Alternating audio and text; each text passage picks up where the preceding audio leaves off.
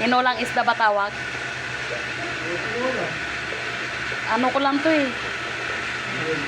Imbento ko lang. Ilalagay ko na yung gulay.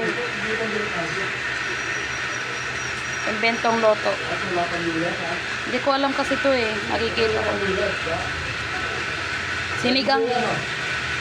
Sinigang na isda. Aw. May luya ba to? Ay, hindi ko nga nilagyan eh. Hindi ko alam eh. Nilagyan ko ng alubate, talbos. Diba? Maya-maya yan, diba? Sabi nga, bigyan mo. Ano ba tawag dyan? Mahal-mahal pa naman. 2 piraso lang. Mahal.